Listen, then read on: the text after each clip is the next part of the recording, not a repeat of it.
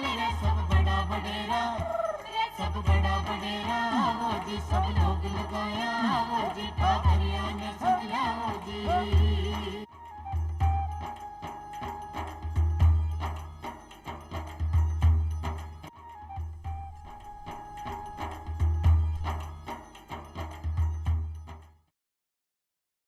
चौपाल एक बड़ा सगळा ग्रामीण भाई बहना ने राम राम साहब भाई बहन आप सगला जानो कि चौपादरे में यहाँ पर रोजीना नवा नवा विषय ले रहता है कराऊँ सावटी जानकारी हासिल करा उन्हीं प्रकार आज भी अपने चौपादरे में यहाँ पर एक न्यारो निर्वड़ो और एक नवादू विषय ले रहता है कर और खासा बताऊ जानकारी हासिल कर।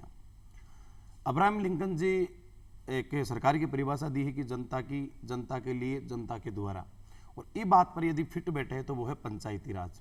आज भी गाँव की पंचायत है जिसके कमाने जनता की बिल्कुल प्रत्यक्ष भूमिका है।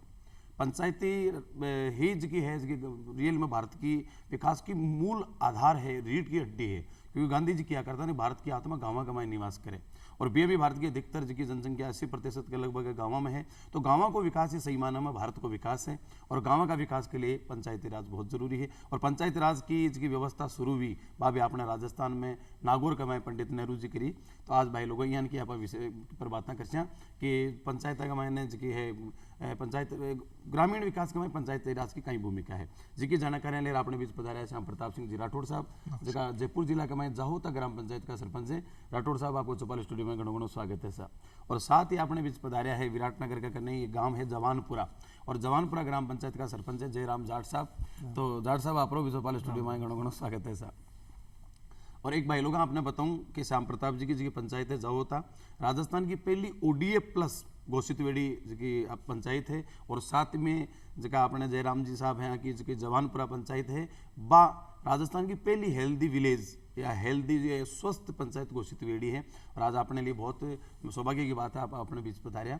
तो सौ पहले तो जयराम जी आपसे जानकारी चाहते हैं कि आपकी जी पंचायत है वह हेल्दी विलेज घोषित हुई यानी कि स्वस्थ ग्राम में घोषित हुई हो, तो आप इनका कहीं कहीं प्रयास करिए कि आपको गाँव स्वस्थ गाँव घोषित हुई हो। देखो तरल कचरा प्रबंधन और ठोस कचरा प्रबंधन दोनों में हमने काम किया है।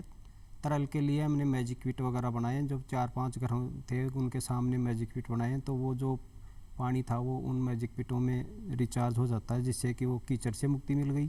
ठोस में हमने एक ई-रिक्शा लिया, डोर टू डोर कचरा संग्रहण होता है रोज़, प्रत्येक घर से हम 10 रुपये कलेक्शन भी ले रहे हैं, दुकानों से 25-50 रुपये कलेक्शन ले रहे हैं।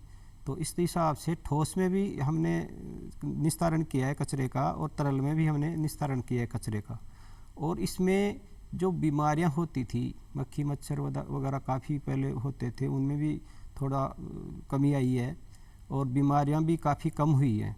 और इसी को लेकर के 15 अप्रैल को विज्ञान भवन नई दिल्ली में एक आइकॉनिक वीकली सप्ताह मनाया गया था।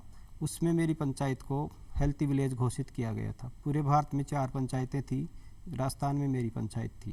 जी बहुत बढ़िया है आप किया कि जी मैंने स्वच्छता के मैंने सफाई के मैंने बहुत अच्छी व्यवस्था करी। और भाई बना सगला जानो को जटे सफाई है बटे स्वास्थ्य है और एकदम साफ रहे तो निश्चित रूप से मक्खी मच्छर दूर वैसी आप एकदम स्वस्थ रहे निरोग रहे। श्याम प्रताप सिंह जी आपकी पंचायत बा है मैं तो एक आई सुनी कि ODF या करे आपकी ODF प्लस हुई है तो ODF और ODF प्लस वालों कई मामलों वो भी थोड़ा बताओ और किस प्रकार से आपके प्रयास। ये जो वैसे आपका जो आज सवाल है ये कई बार मुझे कई मंचों पे पूछा गया क्योंकि अभी तक सबने ODF नाम सुना था, अब ODF प्लस क्या है। तो मैं आपको इसकी जानकारी दूंगा कि ODF का मतलब ओपन डिफेक्शन फ्री, जो खुले में शौच से मुक्त जो ग्राम पंचायतें थी उनको ODF घोषित किया गया था।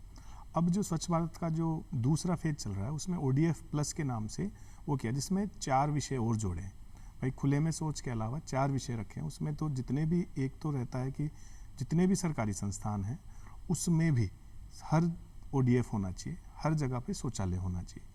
दूसरा इसमें ये क्या कि सॉलिड और लिक्विड वेस्ट मैनेजमेंट मतलब ठोस एवं तरल कचरा प्रबंधन होना चाहिए उस पंचायत में। तीसरा इसमें रखा है कि जो विजुअली सुंदरता एक गांव जैसा गांव लगना चाहिए, तो उसमें कैसे भी विजुअली उसकी सुंदरता की जो दिखने में सुंदर लगे ऐसी चीज़ करनी है। और इसमें जो मैं सबसे महत्वपूर्ण जो मानता हूँ वो इसका चौथा संस्करण है जिसमें ये कहा है कि व्यवहारिकता में बदलाव आनी चाहिए, लोग अपने आप की जिम्मेदारी समझें और किस प्रकार ये जो गंदगी है ये हमारे कितना बड़ा अभिशाप है इसके प्रति खुद भी बदलाव करें, नैतिक दायित्व तो नैतिक दायित्व समझे। और उनमें मतलब जैसे आज हम देखते हैं कि जैसे कोई कचरा फेंकता है तो आसपास देखता है कि कहीं डस्टबिन नहीं है, कोई कचरा पात्र हो तो पहले उसी में डालेगा। ये व्यवहारिकता में बदलाव है जो कि अब शहरों में तो काफ़ी अच्छे स्तर पर था, लेकिन अब गाँव में भी आ रहा है, और ये हमारे गाँवों के लिए बहुत खुशी की बात है। आप जी बताइए श्याम प्रताप जी, व्यवहारिकता में बदलाव तो एक बदलाव और देख रहे हैं आप जी। पहली परंपरागत सरपंच हुआ करता, माड़ी जी पगड़ीदारी हुआ करता, धोतियाला होता, शिक्षा को भी जी मान लो कम स्तर हो तो भी चल जाता, बाकी एक अलग भूमिका हुआ करती, अलग पहचान हुआ करती। लेकिन आज आप जी का युवा देखा, कोई IT कमाए भाग रही है, कोई मेडिकल कमाए भाग रही है, और आज आप निश्चित रूप से पंचायत में तो समाज सेवा करी है, क्योंकि जे हिसाब से प्रयास कराया ODA प्लस आपकी पंचायत हुई, तो युवा आज पंचायती राज के मैंने किस प्रकार गाँव की सूरत बदल सके। देखिए, मैं ये नहीं कहूँगा कि बुजुर्गों ने अच्छा काम नहीं किया, लेकिन युवा क्या रहता है, मेरा जो मानना है कि युवा एक गर्म खून रहता है या जोश में रहता है, किसी चीज़ को ठान लेते हैं तो वो करने का प्रयास करते हैं।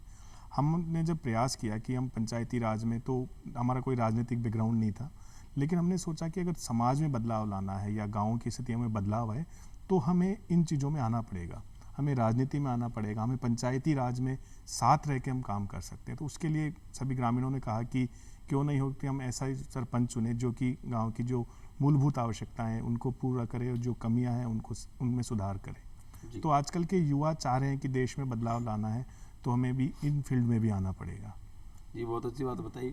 और जयराम जी, आप जी यहाँ बताया कि ताकि हेल्थी विलेज को स्थिति हो तो ते जी दुकानों से 50 रुपया कलेक्शन करो, 10 रुपया प्रति घर से लियो, और कचरा कलेक्शन के लिए डोर टू डोर वाहन की व्यवस्था शायद पंचायत में, मैं तो जहाँ तक देखिए शायद आपकी पंचायत के मायने नहीं है ना, पहली पंचायत तो हाँ, तो गाँव के विकास के मायने देखो, कोई भी विकास की बात करें तो एक तो शिक्षा और एक स्वास्थ्य, ये दोनों जरूरी है। आप स्वास्थ्य के मायने बहुत बढ़िया काम करो। तो प्रधानमंत्री जी को भी एक सपनों के स्वच्छ भारत मिशन, सही बात, और हर आदमी भी ने आपको दायित्व समझे जी, आप सरपंच साहब बताओ, तो ये क्या नाम ग्रामीण विकास का मैं स्वच्छता की कति भूमिका मानूंगा, ताकि और भी सरपंच आप आज कार्यक्रम ने देख प्रेरणा लेकर आप भी करा। देखो, ये जो स्वच्छ भारत मिशन का केंद्र सरकार का जो ये अभियान है, ये बहुत ही अच्छा अभियान है। इससे गांव में गंदगी दूर होती है, मक्खी मच्छर का जो प्रकोप है वो भी दूर होता है, और बीमारियों में काफ़ी हद तक बीमारियां इसमें कम होती हैं। इसमें ग्रामीणों की मुख्य भूमिका रहती है। ग्रामीण युवा लोग जब तक साथ नहीं होते तब तक कोई भी अभियान गांव में सफल नहीं होता।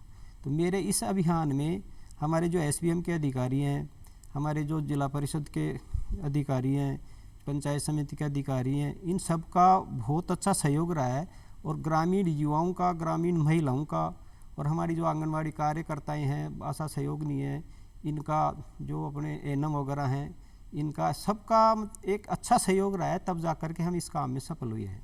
भाई सहयोग बिना क्यों को इन्वेस्ट सारी टीम बहुत बढ़िया बन जाए तभी तो सफल होता है। सगलन मोटिवेट करे, सगलन बताओ भाई ये सुन आपने वो नुकसान हुआ ये करे, आपनो गांव फूट रो लागसी। जब श्याम प्रताप जी बताया कि गांव की सुंदरता तो पिछाड़ है गांव की, बिल्कुल पर्यावरण प्रदूषण शहर में दुखी बेड़ा लोग गाँव कमाए जाए बटे सप्ताह भर बिता रहा हो तो वो जीव सोरो है, और बाई पिछाड़ नहीं रहसी तो फिर गाँव कहाँ का गाँव है। बिल्कुल एक आप कचरो तो इकट्ठे कर लियो, सब कुछ कर ली, पर कचरा निस्तारण की व्यवस्था एक बड़ी समस्या बने, तो आप कचरा निस्तारण के लिए कहीं व्यवस्था करो। जी देखिए, क्या होता है, जैसे कचरा आप जानते हैं और शायद ये प्रोग्राम देखने वाले सभी लोग जानते हैं कि कचरा बहुत बड़ा अभिशाप है, लेकिन हम कलेक्शन भी कर पा रहे हैं, लेकिन जब तक उसका रिसाइकलिंग नहीं होगी तब तक मैं जानता हूँ कि इस परेशानी से हम निजात नहीं पा सकते। तो गाँव में व्यवस्थाएं की है RRC, रिसोर्स रिकवरी सेंटर्स जिसको नाम दिया है, जिसमें कचरे से हम पृथकीकरण करके उसका जैविक और अजैविक 2 भागों में परिवर्तित उसको करते हैं। जैविक से हम कोशिश करते हैं कि जिसमें खाद का रूपांतरण किया जा सके। नाडेप एक पद्धति है जिसके माध्यम से एरोबिक पद्धति से हम खाद बना सकते हैं। कई जगहों पे क्योंकि कुछ पंचायतें JDA के आसपास होने की वजह से वहाँ पर कोई आबादी भूमि नहीं है, तो RRC सेंटर नहीं स्थापित हो पा रहे, लेकिन कई जगहों पर जैसे 4-4, 5-5 गाँवों के मिलके एक रिसोर्स रिकवरी सेंटर हम वहाँ पे बना पा रहे हैं। तो उसमें क्या है, जैसे कचरे को हम किस प्रकार से और कामों में ले सकते हैं। जैसे आजकल हम देखते हैं साइंस जिस हिसाब से प्रगति कर रहा है, तो आजकल तो रोड्स भी हम प्लास्टिक से बना रहे हैं। तो सबसे बड़ा जो कचरा है, मैं तो मानता हूँ प्लास्टिक सबसे बड़ा कचरा है, और प्लास्टिक के उत्पाद जितने ज़्यादा आज हम लोग उपयोग में ला रहे हैं वो एक बहुत बड़ी एक समस्या है। यदि हम कोशिश करते हैं कि कई चीज़ें ऐसी है, जैसे आप हमारे यहाँ ग्लास पड़ा है तो हम प्लास्टिक की जगह पर ग्लास हम कर सकते हैं, लेकिन कई परेशानियां ऐसी है कि हम प्लास्टिक का हमें विकल्प नहीं मिल पा रहा। तो प्लास्टिक को हम एकदम जीवन से अलग नहीं कर सकते, लेकिन हमें कोशिश करना चाहिए। इस कार्यक्रम के माध्यम से मैं सबको ये कहना चाहूँगा कि यथासंभव हम प्लास्टिक की चीज़ें कम से कम उपयोग करें। यथासंभव हम हमारे जो पुरानी तकनीकें थी, जब मिट्टी के ग्लास बनते थे, आजकल तो बर्तन मिट्टी के आ रहे हैं, तो हमने जो प्रयास किया हमारे गांव में, हमने लोगों को प्लास्टिक की मुक्त जाहोता अभियान हमने एक चलाया, जिसमें बच्चों के माध्यम से हमने मतलब साइकिल रैली वगैरह निकलवाई, अलग अलग जागरूकता अभियान के माध्यम से लोगों को बताया। आज हमारे गांव में जैसे प्लास्टिक को रोकने के लिए हमने जो छोटा सा एक उपाय किया, हमने एक सिलाई के लिए संस्था चलाई, एक सृष्टि करके, जिसमें महिलाओं को 63 महिलाएं थी जिनको सिलाई सिखाई। तो पहले जब कोरोना काल था तो उनको मास्क बनाना सिखाया। अब हम उन्हीं महिलाओं के माध्यम से जो पुरानी साड़ियाँ हम डोनेट करवाते हैं, जिनके कोई साड़ी या ऐसे कपड़े वो काम नहीं आते, उन साड़ियों से हम थैला बनाना चालू कर रहे हैं और जल्द ही हम उसको एकदम न्यूनतम राशि पे हम घर घर उसको पहुंचाने का प्रयास कर रहे हैं, ताकि बाजार में जाने सामान भी मिले। हाँ, तो उनको हम निवेदन करेंगे। और देखो, मैं तो जान रहा हूँ आज हम इस प्रोग्राम में भी आ पा रहे हैं तो उन ग्रामीणों की मेहनत है, या जिस प्रकार का वो लोग हमें एक सहयोग दे पा रहे हैं, तभी ये चीज़ें संभव हो पा रही कि आज राजस्थान की पृष्ठभूमि पे या उतने बड़े मंच पर आज जाहोता का नाम या जवानपुरा का नाम आ रहा है। तो वो जन सहभागिता के बिना संभव नहीं हो पा रहा था। सरपंच साहब, कितनी प्यारी बात बताई है कि जो कोरोना काल में महिलाओं 63 महिलाओं ही बगना मास्क सिलवाया है, और अब आज की पुरानी साड़ी है, पुराना पैंट है, पुराना कपड़ा है, बसू वह जोड़ा या थैला बनवाया जा रहा है, ताकि हर जना ने न्यूनतम राशि में दे, ताकि वह लोग बाजार में खरीदवा जाए तो वह पॉलीथीन की थैलियाँ आदि का अपने लिए अभिशाप है, जी कोई 450 साल तक गले को नहीं अपना खेतों को नाश कर दे, भी किस का वो आपको जोड़ो या थैलो ले जाए, भी का मैं सामान लिया हुए, तो आपने एक तो खेत आपने खुद को स्वास्थ्य भी बचे रही हो, और साथ में आप एक जिम्मेदार नागरिक की भूमिका भी निभा रही हैं। हम एक साथ ही साथ महिलाओं को रोजगार भी मिले है, मास्क सिया है, थैला सिया है। तो सरपंच साहब जयराम जी, अब आपसे जानकारी चाहूँ कि महिला सशक्तिकरण के लिए आपकी पंचायत में कहीं कर रहे हो? महिला सशक्तिकरण में हमने सबसे पहले पूरे राजस्थान की मेरी पहली पंचायत है कि जो हमारे राजीविका समूह चल रहे हैं, हमारे 18 समूह चल रहे हैं, 3 मेरे गांव हैं। तो हमने घर घर जाके महिलाओं को प्रेरित किया कि आप इसमें स्वयं सहायता समूह का ग्रुप बनाइए, और इसमें उनका जो बेनिफिट्स थे, जो क्या क्या फ़ायदे हैं, वो भी हमने बताए, और इनके जो अधिकारी हैं उनको भी पंचायत में बुलाया हमने। कई बार महिलाओं से हमने मीटिंगें ली और उनको अवगत कराया। आज हमारी काफ़ी महिलाएं हैं वो इस स्वयं सहायता समूह के माध्यम से सिलाई का काम कर रही हैं, कुछ मंगोड़ी वगैरह ऐसा कुछ बनाने का काम कर रही हैं। तो अलग अलग तरह की जो इसमें योजनाएं हैं, उस योजनाओं से महिलाएं जुड़ी हैं, उन महिलाओं को रोज़गार मिला है घर पे ही। और मैंने तो जो मेरे कचरा संग्रहण का कार्य है वो भी सब महिलाओं को दे रखा है। वाह। मेरे यहाँ नाली साफ करने का काम राजीविका की महिलाएं करती हैं, और कलेक्शन का काम है वो भी महिलाएं करती हैं। तो मेरे तो सारा काम महिला करती हैं। एक मैंने सिर्फ पुरुष लगा रखा है जो ई रिक्शा चलाता है। मैं तो यही चाहता हूँ कि वो भी मुझे कोई महिला मिल जाए तो और भी अच्छा काम हो सकता है। महिलाएं जितना अच्छा काम करती हैं उतना पुरुष नहीं कर पाते। बिल्कुल सही बात। और अब आगे भी हमने अभी मनरेगा के तहत हमने नर्सरी लगाई है, तो उसमें भी हमारे सीओ साहब बहुत अच्छे हैं, हमारे सीओ साहब, और वो महिला सशक्तिकरण में अच्छी उनकी भूमिका है। तो उनकी प्रेरणा थी कि मैं अभी इनको महिलाओं को ट्रेनिंग कराऊंगा। हमारी जो मनरेगा की महिलाएं हैं उनको भी हमने राजीविका समूह से जोड़ दिया है।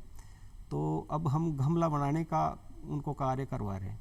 हमारा ये मकसद है सीओ साहब का और मेरा कि कम से कम 150 परिवारों को हम ऐसा रोज़गार दें कि उनके पास, जैसे मान लो नरेगा में 100 दिन ही कार्य चलता है, तो 265 दिन वो महिलाएं फिर बैठी रहती हैं। सही है। तो उनको 365 दिन काम मिले, तो 265 दिन जो उनके पास बचते हैं उसमें वो गमला बनाए। हमने अभी काफ़ी पौधे लगाए हैं, इसके अचार वाले, जैसे नींबू लगाए हमने, लेसवा लगाया, करंजे के भी लगाए हैं। तो हमारे साल भर में वो भी तैयार हो जाएंगे। तो आगे हमारा ये प्लान है कि कुछ महिलाएं हमारे गमला वगैरह तैयार करेंगी, बाकी महिलाएं हैं उनसे हम अचार का काम भी करवाएंगे। वाह। तो महिला सशक्तिकरण के लिए हम बहुत अच्छा काम कर रहे हैं।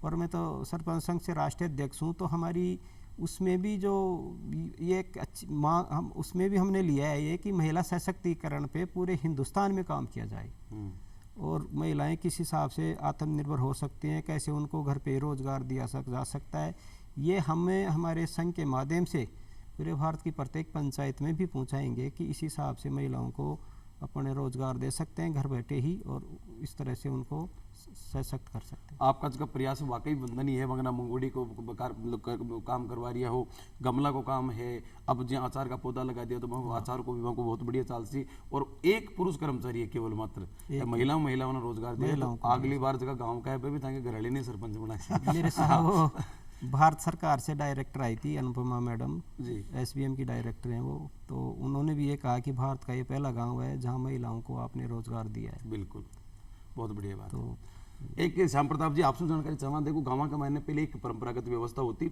जल निस्तारण की।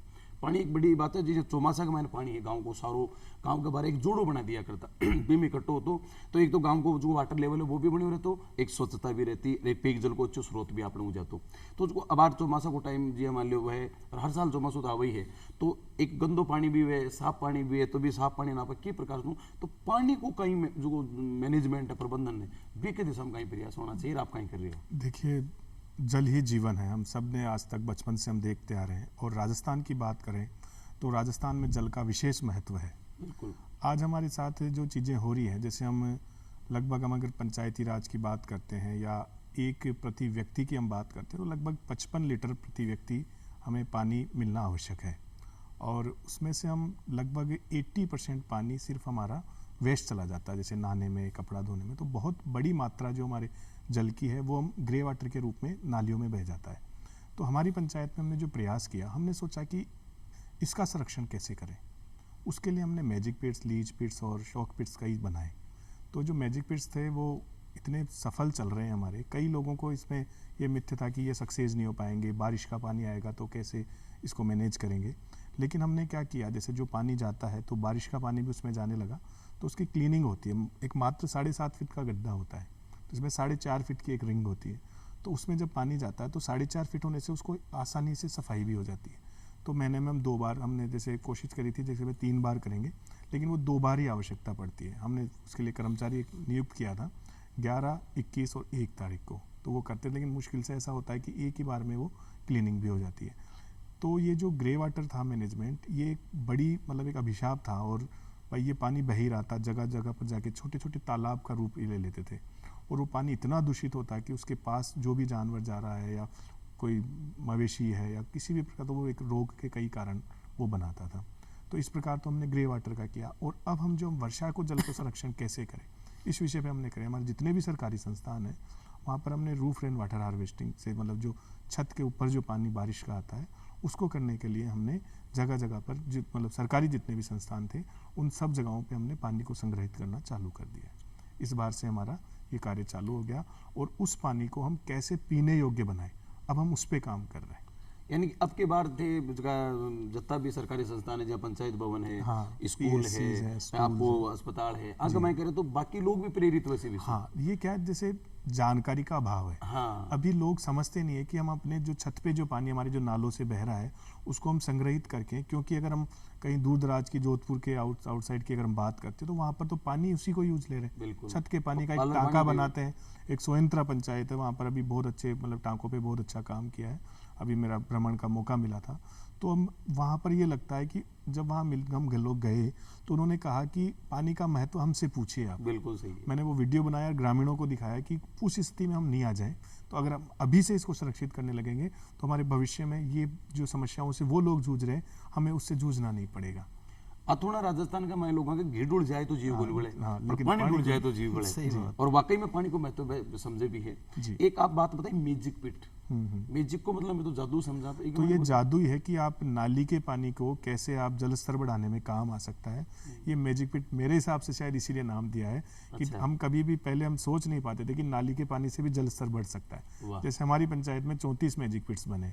और आज अगर हम जल स्तर की बात करते हैं, अभी तो हमने नापा नहीं है, लेकिन आने वाले 2 वर्षों में जल स्तर हमारा बढ़ा हुआ ही मिलेगा, सिर्फ उस ग्रे वाटर की वजह से। और ये मैजिक ही है, इसलिए मैजिक पिट नाम दिया। अच्छा, मारे तो कहीं हमारा इलाका में गाँव के महीने में फार्म पाउंड और बनाया है, छत को टेना को पानी है इसको कर ले, खेती भी करे, वो भी एक वाटर मैनेजमेंट को बहुत बढ़िया साधन है। आप जो महिला सशक्तिकरण में और जो हेल्थी विलेज में जितना भी काम करे उसका बहुत बढ़िया कराया है, वंदनीय कराया है, सब कुछ कराया है। लेकिन गांव की पहचाने पर्यावरण के लिए खेतों की हरियाली है, पेड़ है, रूख है, दरख्त है, शुद्ध ताज़ा ऑक्सीजन है, हवा है, तो वन एवं पर्यावरण संरक्षण भी एक पंचायत की जिम्मेदारी बने, ई मामला में आप कहीं भूमिका निभाओ? बिल्कुल साहब, स्वच्छता और पर्यावरण ये दोनों बहुत ज़रूरी हैं। पर्यावरण में हमने चारागाह विकास के तहत मनरेगा में हमने पौधे लगाए, हमने 2000 पौधे लगाए।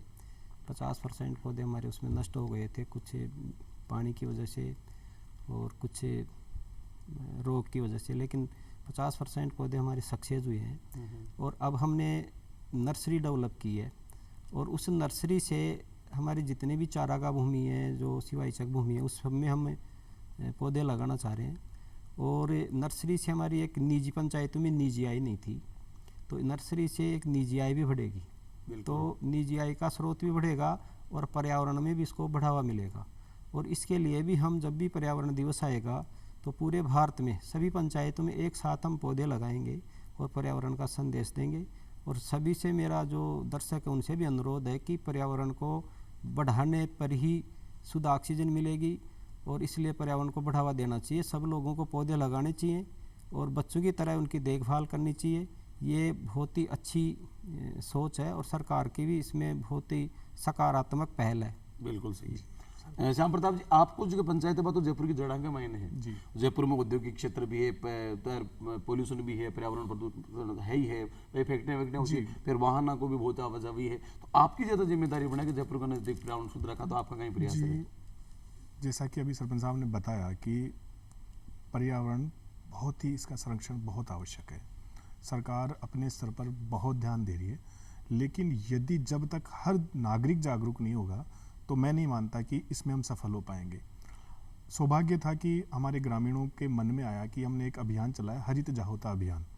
उसके माध्यम से हमने लगभग 17,000 पौधे हमने नर्सरी में तैयार किए, जो पंचायत के माध्यम से किए। तो हमारे जितने भी सरकारी संस्थान थे, जो कवर्ड जगहें थी, जहाँ पे फेंस लगी हुई, बाउंड्री वॉल है या जहाँ पे पानी की व्यवस्था है, हमने रोड साइड अभी नहीं लगाए। जितनी भी संरक्षित जगहें थी उन पे सब ने हमने पौधे लगाए।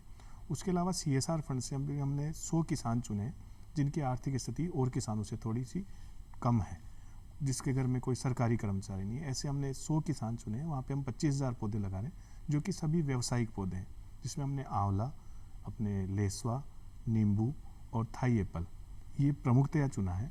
तो हम चाह रहे हैं कि भविष्य में आज हम ये 25,000 पौधे लगेंगे तो उन किसानों की आर्थिक आय बढ़ेगी। बिल्कुल। और सबसे प्रमुख जो हमारा कारण था वो ये था कि अभी बागवानी के प्रति लोग अवेयर नहीं है, क्योंकि हमारे आसपास थोड़ा सा भी जल स्तर सही है तो लोग उसका महत्व नहीं समझ रहे। और लेकिन आने वाले 5 वर्षों बाद क्या स्थिति रहेगी, तब जाके एक बागवानी एक ऐसा हमारे पास एक जरिया बचेगा कि जिससे किसान अपनी आजीविका कमा पाएगा। बिल्कुल सही। तो ऐसे हमने 100 किसानों को सक्षम बनाने के साथ पौधे हम काउंटिंग में वैसे भी लगाते तो भी वो गिनती होती, अब हम वो व्यावसायिक पौधे लगाने से पर्यावरण का संरक्षण भी हो गया और किसानों की आर्थिक आय भी बढ़ेगी। आम काम और गुठलियां का काम, दोनों काम हो रही है। जयराम जी, आप देखा तो पंचायत की जो आपनो शुरुआती स्वरूप है वो तो एक न्याय व्यवस्था ही, पंच ने परमेश्वर मान्या करता और बटे बेटर काम का मायने मामला सुलझाया करता।